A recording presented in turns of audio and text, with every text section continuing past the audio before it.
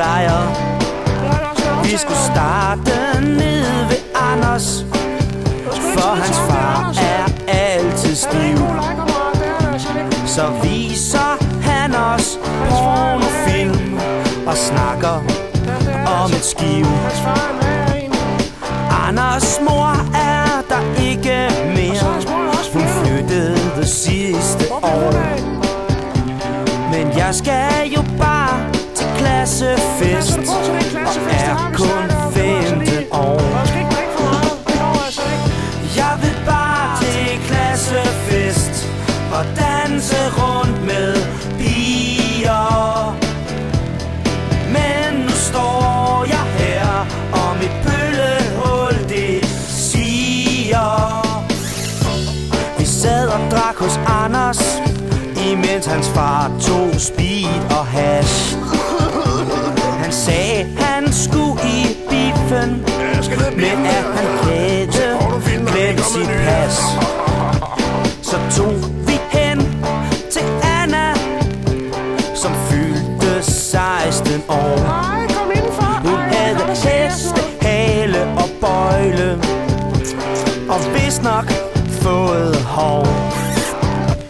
Jeg bundede 4 bjørnebryg, fik næseblod og en viking. Da Bjørn fra 10. klasse lyste ned og viste sin tingeling. Jeg vil bare til klassefest og danse rundt med piger. Men nu står jeg her, og mit pøllehul det sviger. Så blev klokken 11, en time til jeg skulle hjem. Jeg sneg mig hen til Annas værelse, for døren stod på klem.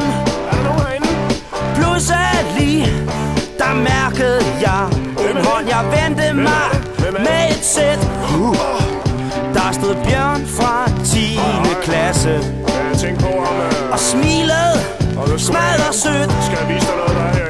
Så slog han mig i fjeset og hev mig ind på Annas seng.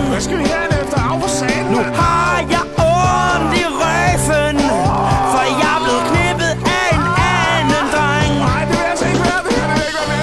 Jeg vil bare til klassefest og danse rundt med piger. Men nu står jeg her, og mit pøllehul det sviger. Jeg vil bare til klassefest og danse rundt med